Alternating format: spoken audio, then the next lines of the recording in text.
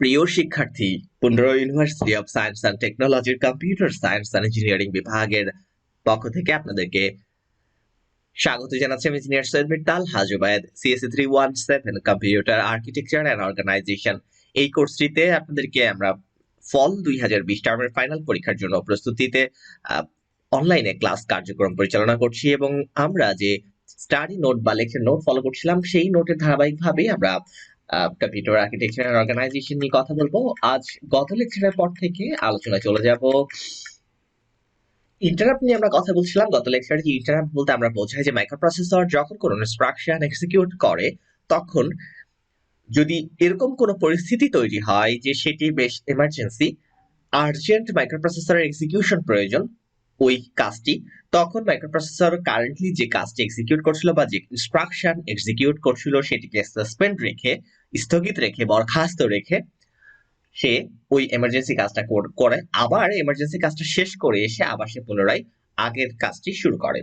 এই যে ইন্টারাপ্টের কাজটুকু সেটাকে বলা হয় ইন্টারাপ্ট রুটিন, এবং সেই ইন্টারাপ্ট রুটিন হ্যান্ডেল করার পরে সে আবার রেগুলার রুটিন মাফিক কাজ সে করে থাকে। তো আমাদের নেক্সট প্রশ্ন, যেটি আমাদের পরীক্ষায় থাকবে, অ্যাসাইনমেন্টে থাকবে, সেটি হচ্ছে যে যদি ইন্টারাপ্ট পেন্ডিং অবস্থায় থাকে, মানে একটা ইন্টারাপ্ট ঘটার জন্য ওয়েটিং অবস্থায় থাকে, প্রসেসর কি করে? What the processor does explain the transfer of control via ইন্টারাপ্টের মাধ্যমে প্রসেসরের যে নিয়ন্ত্রণ, অর্থাৎ সে যে কাজটি করছিল সেটি সাসপেন্ড করে সে তার যে কাজটি যত দূরে করেছিল সেই কনটেক্সটটা সেভ করে রেখে সে আবার সে ওই ইন্টারাপ্ট যেটি জেনারেট করছে সেই প্রোগ্রাম এক্সিকিউশন বা সেই ইনস্ট্রাকশন গুলো এক্সিকিউট করে আবার সে ফিরে আসে। এই যে ট্রান্সফার অফ কন্ট্রোল, নিয়ন্ত্রণের স্থানান্তর, সেটি কিভাবে ঘটে সেটি ব্যাখ্যা করতে হবে। If an interrupt is pending, যদি ইন্টারাপ্ট পেন্ডিং অবস্থায় থাকে প্রসেসর কি করে? প্রথমত it suspends execution of the current program. এটি হচ্ছে গুরুত্বপূর্ণ পার্ট। অর্থাৎ যখন কোনো একটা প্রোগ্রাম বা কোনো একটা কোথাও থেকে যখন মাইক্রোপ্রসেসরের কাছে সিগন্যাল পাঠানো হয়, ইন্টারাপ্ট সিগন্যাল পাঠানো হয়, তখন প্রসেসর যেটি করে সে বর্তমানে যে প্রোগ্রাম এক্সিকিউট করছিল, কারেন্ট প্রোগ্রাম, সেটির এক্সিকিউশন সাসপেন্ড করে। তাই বলা হচ্ছে it suspends execution of the current program being executed. যে বর্তমান প্রোগ্রাম যেটা এক্সিকিউট হচ্ছিল সেটি সাসপেন্ড করে এবং সেভস ইটস কনটেক্সট, এটা কনটেক্সটটা সেভ করে। অর্থাৎ আমরা যেমন ধরা যাক একটা বই পড়ছিলাম, বইয়ের 10 পাতা পড়ার পরে হয়তো আমাদের পিতা আমাদেরকে ডাক দিয়েছে, তখন আমরা কি করি? বইটা বন্ধ করার আগে যে পেজটি পড়া হয়েছিল সেটি একটা ভাঁজ করে রেখে যাই, যাতে আমরা ফিরে এসে বুঝতে পারি যে কোথা থেকে পড়াটা স্থগিত করেছিলাম। এটিকে বলা হয় কনটেক্সট সেভ করে রাখা। তো যখন প্রোগ্রাম এক্সিকিউশন থামানো হয় তখনও কিন্তু অনেক কিছু মাইক্রোপ্রসেসরকে সেভ করে রাখতে হয়, যেমন সে কোন অ্যাড্রেসের ইনস্ট্রাকশন এক্সিকিউট করছিল, এরপরে কোন ইনস্ট্রাকশন এক্সিকিউট করবে, সেই বিষয়গুলো। অর্থাৎ saving the address of the next instruction to B executed, অর্থাৎ প্রোগ্রাম কাউন্টারের বর্তমান মান যেটা আমরা জানি যে প্রোগ্রাম কাউন্টার একটি রেজিস্টার যেখানে নেক্সট যে ইনস্ট্রাকশন এক্সিকিউট হবে তার অ্যাড্রেস রাখা থাকে। অতএব মাইক্রোপ্রসেসর যেটি করে, যখনই সে তার কারেন্ট যে এক্সিকিউশন চলছিল সেটিকে যখন সে সাসপেন্ড করে তখন সে প্রোগ্রাম কাউন্টারের মান সেভ করে রাখে এবং প্রসেসরের বর্তমান যে কাজগুলো হচ্ছিল সেটির সাথে সম্পর্কিত অন্যান্য ডেটা সে মেমোরিতে বা রেজিস্টারে স্টোর করে রেখে যায়। তাহলে যখন if an interrupt is pending, processor প্রথম যে কাজটি করে সেটি হচ্ছে সে যে এক্সিকিউশন করছিল যে প্রোগ্রাম সেটি সাসপেন্ড করে এবং তার কনটেক্সটগুলো সেভ করে রাখে। এরপরে দ্বিতীয়ত সে কি করে? ইন্টারাপ্ট হ্যান্ডেলার রুটিন, যেটি সেই ইন্টারাপ্ট হ্যান্ডেল রুটিনের স্টার্টিং অ্যাড্রেস প্রোগ্রাম কাউন্টারে সেট করে। It sets the program counter to the starting address of an interrupt handler routine. এখন প্রশ্ন হচ্ছে যে ইন্টারাপ্ট হ্যান্ডেলার রুটিন বলতে আসলে কি বোঝায়? যখন কোনো প্রোগ্রাম ইন্টারাপ্ট ঘটায় তখন ওই ইন্টারাপ্ট সে ঘটানোর সময় সে বলে দেয়, দেখো ভাই আমার এই কাজগুলো করতে হবে। সেই কাজগুলো আসলে এই ইন্টারাপ্ট হ্যান্ডলার রুটিনে বলা থাকে। এটা আসলে একটা সেগমেন্ট অফ কোড, ধরা যাক 10 লাইনের একটা ফাংশন, সেটাকে আমরা বলি ইন্টারাপ্ট হ্যান্ডলার রুটিন। অর্থাৎ এই রুটিন মাফিক ইন্টারাপ্টটাকে হ্যান্ডেল করতে হবে। তো এই হ্যান্ডেল করা বলতে আসলে এখানে হয়তো 10টা ইনস্ট্রাকশন রয়েছে, সেই প্রথম ইনস্ট্রাকশনের যে স্টার্টিং অ্যাড্রেস সেটি এখন প্রোগ্রাম কাউন্টারে রাখা হবে, কারণ প্রোগ্রাম কাউন্টার কি করবে?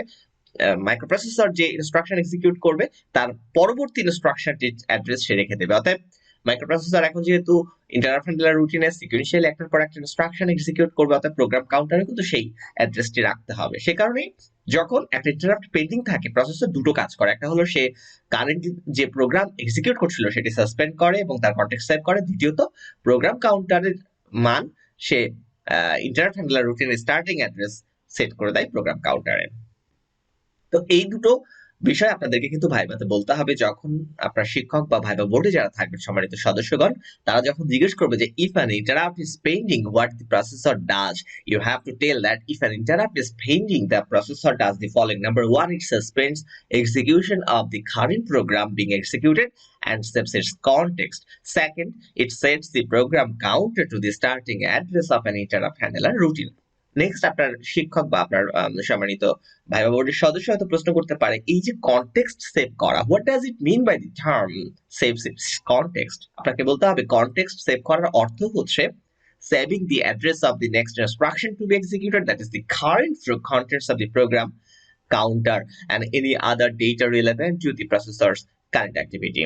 সো কনটেক্সট মানে হলো যে প্রোগ্রাম কাউন্টারের যে মান সেটি এবং প্রসেসরের বর্তমান যে অ্যাক্টিভিটি রয়েছে সেটির সাথে সম্পর্কিত অন্যান্য ডেটা সেগুলোকে সেভ করাটাই হচ্ছে আসলে একটা প্রোগ্রামের কনটেক্সট সেভ করা বা একটা প্রসেসের কনটেক্সট সেভ করা। দ্বিতীয় পার্ট যেটি ছিল যে ট্রান্সফার অফ কন্ট্রোল, অর্থাৎ এখানে কিন্তু আমরা দেখতে পাচ্ছি যে প্রসেসর বর্তমানে যে প্রোগ্রাম এক্সিকিউট করছিল সেখান থেকে সে সরে গিয়ে সে চলে গেল ইন্টারাপ্ট হ্যান্ডলার রুটিনে। ইন্টারাপ্ট হ্যান্ডলার রুটিনের ব্লক অফ কোড এক্সিকিউট করে আবার সে ফিরে আসছে। তার মানে আমরা দেখতে পাচ্ছি যে এটা হলো ইউজার প্রোগ্রাম, অর্থাৎ মাইক্রোপ্রসেসর সিকুয়েন্সিয়ালি এই প্রোগ্রামগুলো এক্সিকিউট করবে।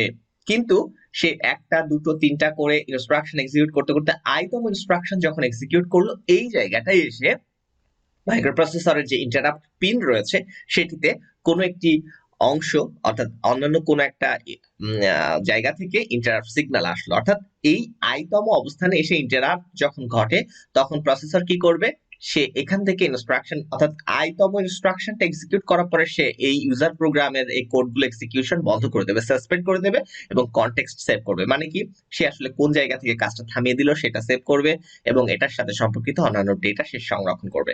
করার পরে সে এবার চলে যাবে কোথায়, চলে যাবে ইন্টারাপ্ট হ্যান্ডলার রুটিনে। অর্থাৎ ওই ইন্টারাপ্টটাকে সামাল দেওয়ার জন্য যে কাজগুলো করতে হবে সেটির যে বর্ণনা, সেই যে ফাংশন সেটি এখানে বলা আছে। অর্থাৎ এখানে আবার হয়তো 10টা ইনস্ট্রাকশন রয়েছে। সো এটিকে আমরা বলছি ইন্টারাপ্ট হ্যান্ডলার রুটিন। সেই রুটিনে হয়তো 10 ইনস্ট্রাকশন রয়েছে। এক্সিকিউট করার পরে ইনস্ট্রাকশন যখন শেষ, অর্থাৎ ইন্টারাপ্ট হ্যান্ডলার রুটিনের ইনস্ট্রাকশন গুলো এক্সিকিউট করা শেষ, তখন সে আবার ফিরে আসবে। কিন্তু ফিরে আসবে কোথায়, যেখান থেকে কাজ শেষ করেছিল ঠিক তার পরের ইনস্ট্রাকশন। অর্থাৎ যদি আইতম ইনস্ট্রাকশন এক্সিকিউশন শেষ করে তাহলে i+1 তম ইনস্ট্রাকশন সে ফিরে আসবে এবং আবার সে কিন্তু তার যে নর্মাল এক্সিকিউশন সেটি সে কন্টিনিউয়াসলি একটার পর একটা এক্সিকিউট করবে। তার মানে এই ইউজার প্রোগ্রামটাই এক্সিকিউট করে মাইক্রোপ্রসেসর। মাঝে মধ্যে সে ইন্টারাপ্ট সিগন্যাল পায়, যেখানে ইন্টারাপ্ট সিগন্যাল পায় সেখান থেকে ট্রান্সফার করে কন্ট্রোলটাকে নিয়ে যায় ইন্টারাপ্ট হ্যান্ডলার রুটিনে। সেই সার্ভিস রুটিন কমপ্লিট করার পর আবার সে ইউজার প্রোগ্রামের ঠিক তার যেখান থেকে শেষ করে গেছিল তারপর থেকে আবার শুরু করে। তাহলে এই যে বিষয়টি, এটি কিন্তু আমাদের বেশ গুরুত্বপূর্ণ পরীক্ষার জন্য। তো এই যে from the point of the view of user program, an interrupt is just that an interruption of the normal sequence of instructions. তো এই যে বিষয়টি, যে তাহলে আমরা এখান থেকে দেখতে পাচ্ছি যে নরমালি ইউজার প্রোগ্রামের পয়েন্ট অফ ভিউ থেকে যদি আমরা চিন্তা করি যে আমাদের নরমালি এই সিকোয়েন্সে ইনস্ট্রাকশন এক্সিকিউট হওয়ার কথা, এটা হচ্ছে নর্মাল সিকোয়েন্স অফ এক্সিকিউশন। কিন্তু এই নর্মাল সিকোয়েন্সটাকে ব্রেক করা হলো এই জায়গাটায়, সেখান থেকে লাভ দিয়ে চলে গেল ইন্টারাপ্ট সার্ভিস রুটিনে এবং তারপর আবার সে ফিরে আসলো। কিন্তু যদি এই ইন্টারাপ্টটা না ঘটতো তাহলে কিন্তু সিকোয়েন্সিয়ালি 1 2 3 4 5 6 7 করে এম পর্যন্ত ইনস্ট্রাকশন সে পর্যায়ক্রমিক ভাবে এক্সিকিউট করতো। তার মানে কি, এই যে normal sequence of execution, program এক্সিকিউশনের যে নর্মাল সিকোয়েন্স, নর্মাল ধারা, সেটিতে একটা ইন্টারাপ্ট ঘটানো, বিঘ্ন ঘটানো, সেটিকে আমরা বলতে পারি আসলে ইউজার প্রোগ্রামের পয়েন্ট অফ ভিউ থেকে interrupt. So interrupt is nothing but an interruption of the normal sequence of instruction when the interrupt processing is completed। যখন ইন্টারাপ্ট প্রসেসিং কমপ্লিট হয়েছে, মানে এই যে ইন্টারাপ্ট হ্যান্ডলারের মাধ্যমে ইন্টারাপ্ট প্রসেসিংটি কমপ্লিট হয়েছে, এক্সিকিউশন আবার পূর্বের অবস্থায় ফিরে আসে, এক্সিকিউশন রিজিউমস। তারপরে আইতম পজিশনের থেকে থামিয়ে দেওয়া হয়েছিল, অতএব সেই ইনস্ট্রাকশন সে এক্সিকিউশন শেষ করেই তো গেছে, অতএব সেখান থেকে আবার শুরু করতে হবে না, বরং 10 নম্বর পাতা পর্যন্ত পড়া হয়ে গেছে, এখন এসে 11 নম্বর পাতা থেকে শুরু করতে হবে। তো এই প্রশ্নটি অবশ্যই অ্যাসাইনমেন্টে থাকবে এবং ভাইভাতেও আমরা জিজ্ঞেস করব। এরপরে আমরা যে লেকচার রয়েছে সেটিতে আমরা আলোচনা করব ইনস্ট্রাকশন সাইকেল উইথ ইন্টারাপ্ট। আর আগে ছিল শুধু ইনস্ট্রাকশন সাইকেল। আমরা জানি একটা ইনস্ট্রাকশন সাইকেল দুটো অংশ নিয়ে গঠিত, ফেজ সাইকেল এবং এক্সিকিউট সাইকেল। বাট যখন সেটাতে ইন্টারাপ্ট সহ থাকে সেখানে একটা বাড়তি অংশ থাকে ইন্টারাপ্ট সাইকেল। তো আমরা এটি নিয়ে পরের লেকচারে কথা বলবো এবং আজকের লেকচার এখানে শেষ করছি। ভালো থাকুন, সুস্থ থাকুন আর Pontu university of science and টেকনোলজির সাথেই থাকুন।